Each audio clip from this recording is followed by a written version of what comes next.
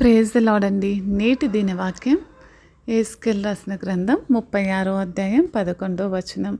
మీ మీద మనుషులను పశువులను విస్తరింపజేసేదను, అవి విస్తరించి అభివృద్ధి నందును. పూర్వం ఉన్నట్టు మిమ్మల్ని నివాస స్థలముగా చేసి మునుపటి కంటే అధికమైన మేలును మీకు కలిగజేసేదను. అప్పుడు నేను యెహోవానై ఉన్నానని మీరు తెలుసుకుందరు.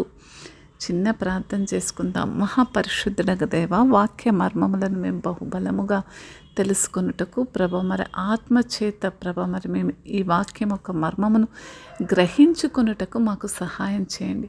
ఈ స్నామంలో ప్రార్థిస్తున్నాను తండ్రి, ఆమేన్.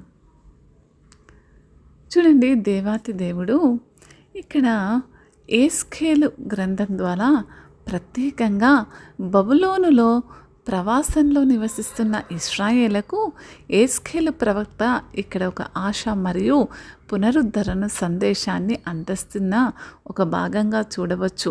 ఈ వచనం యొక్క పూర్తి అర్థం మరియు ప్రాముఖ్యతను అర్థం చేసుకోవడంలో దాని సందర్భం ముఖ్యమైనది. ముందు వచనాలలో దేవుడు యేస్కేలు ద్వారా మాట్లాడుతూ ఇశ్రాయేలు తమ అవిధేయత మరియు విగ్రహారాధన ద్వారా తన పవిత్ర నామాన్ని అపవిత్రం చేసిన తీరును పట్ల తన కోపాన్ని మరియు నిరాశను వ్యక్తం చేశారు. అదేవిధంగా వారి పాపాలకు శిక్షగా విదేశీ దేశాలు వారిని జయించి బహిష్కరించడానికి ఆయన అనుమతించాడు. అయితే దీని తర్వాత వచనాలలో దేవుడు తన ప్రజలను మరియు ఇశ్రాయేలు దేశాన్ని ఆశీర్వదించడం మరియు శ్రేయస్కరమైన స్థితిని వారికి పునరుద్ధరించడం అనేది ఇస్తానని వాగ్దానం చేస్తున్నాడు. ఈ వచనం ఇశ్రాయేలుపై వారి జనాభా మరియు వారి వ్యవసాయ ఉత్పాదకత మనం చూసినట్టయితే రెండింటిలోనూ గుణకారం యొక్క వాగ్దానంతంతో ప్రారంభమవుతుంది. అంటే దేవుడు ముందుగా వారికి ఉన్నవన్నిటినీ కూడా ఆశీర్వదిస్తానంటున్నాడు. సమృద్ధి మరియు సంతానోత్పత్తి యొక్క ఈ వాగ్దానం దేవుడు తన ప్రజలను ఆశీర్వదించాలనే మరియు వారి జీవితాలలోని ప్రతి అంశంలో వారి శ్రేయస్సును నిర్ధారించాలనే కోరికను ప్రతిబింబిస్తుంది. ఇశ్రాయేలు గత అవిధేయత ఉన్నప్పటికీ తన వాగ్దానాలను నెరవేర్చడానికి దేవుడు చూపించిన విశ్వాసాన్ని ఇది గుర్తు చేస్తుంది. ఇది మన జీవితాలలో చూసుకున్నట్టయితే మనము కూడా రక్షక పొందిన తొలి దినాలలో ఉన్న భక్తి నుంచి భక్తిహీనతకు భక్తిహీనులాగా మారిపోయాము. అనేకులు ఈరోజు ప్రభువుని బట్టే నడుస్తున్నామని అనుకుంటూ ప్రతినిత్యం భక్తిహీనతతో ప్రభువుకు దూరమైపోయే వారిగా ఉంటున్నారు. అటువంటి వారందరితో కూడా దేవుడు ఏం చేస్తున్నాడంటే, ఎప్పుడైతే నువ్వు ప్రభువుకు దూరం అయిపోతావో నీ జీవితం చిల్లా చెదరైపోతుంది. అనేక పరిస్థితుల్లో నీకు దేవుడే కనిపించని స్థితిలో నువ్వు ఉంటూ ఉంటావు. అయినప్పటికీ ఒక కుమారుడు తప్పు చేసినప్పుడు తల్లి ఏ విధంగా శిక్షిస్తుందో, శిక్షించిన తర్వాత మళ్ళీ అన్నం పెట్టకుండా ఆ బిడ్డను దగ్గరికి తీసుకోకుండా ఉంటుందా ఆ తల్లి? ఏమాత్రం ఉండదు.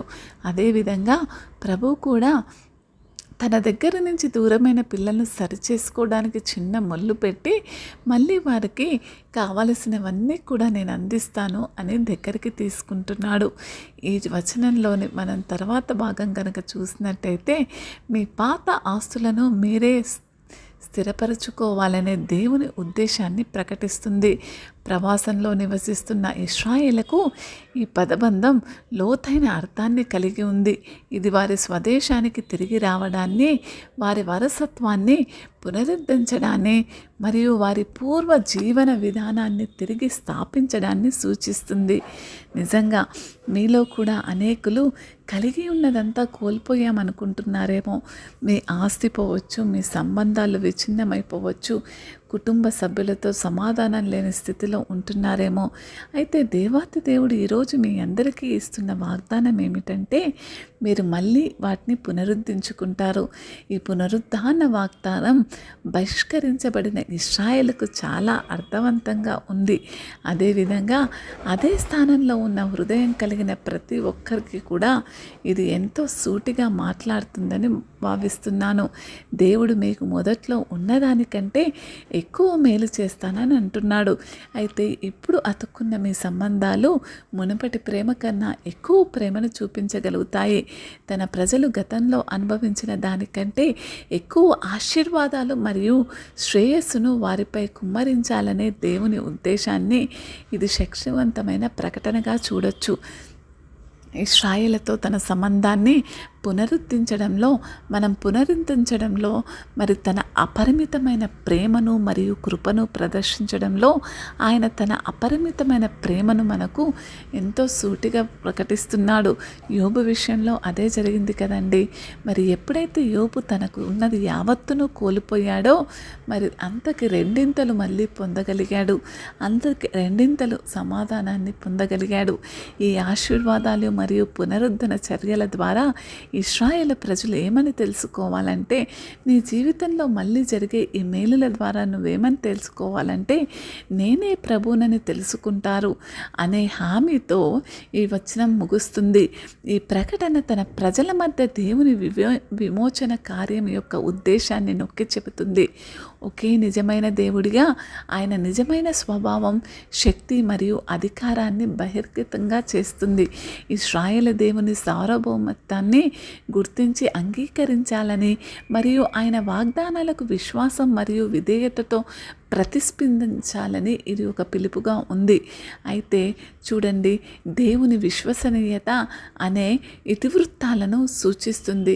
ఇది దేవుడు తన ప్రజలకు వారి పరీక్ష మరియు కష్టాల మధ్య కూడా అందించే శాశ్వతమైన ఆశను గురించి మాట్లాడుతుంది. మరి గుణించబడిన ఆశీర్వాదాలు మరియు పునరుద్ధరించబడిన వారసత్వం ఒక వాగ్దానం దేవుడు తనపై నమ్మకం ఉంచే వారి అందరికీ కూడా అందించే ఆధ్యాత్మిక పరివర్తనను మరియు సమృద్ధి జీవితాన్ని శక్తివంతమైన రూపకంగా సూచిస్తుందని మనం ప్రార్థించగలం. చూడండి, అందుకే దేవునితో మీరు ఇదివరకు చూపించిన ప్రేమను చూపించండి, ఇదివరకు చూపించిన సమస్తాన్ని చూపించమండని బతిమాలుకుంటున్నాను. దేవాది దేవుడిచ్చిన ఈ సందేశాన్ని బట్టి ప్రార్థన చేద్దాం. మహాగణుడవైన దేవా, మహాపరిశుద్ధుడగు తండ్రి, నిత్యుడగు దేవా, ప్రభా, మరి మీకే వందనాలు. ప్రభా, నిజమే తండ్రి, వారి జీవితాలను పూర్తిగా పునరుద్ధరించడంలో మరియు సహాయపడినందుకు మీకే వందనాలు తండ్రి. ఈరోజు కోల్పోయినవన్నీ కూడా మేము పొందుకుంటామని నమ్ముతున్నాం. మా సంబంధ బాంధవ్యాలు లేకపోతే మా పరిస్థితులు కావచ్చు, మా సంతోషాలు కావచ్చు తండ్రి, ప్రభావం కూడి ఉన్న ప్రతి బిడ్డను బట్టి నీ పాద సన్నిధికి వస్తున్నాను. వారు సమస్తమును స్వతంత్రించుకొనిలాగును వారి ఆశీర్వాదాలు రెండింతలవుటకు సహాయం చేయమని బతిమాలుకుంటున్నాను. యేసు నామములో ప్రార్థిస్తున్నాను తండ్రి, ఆమెన్.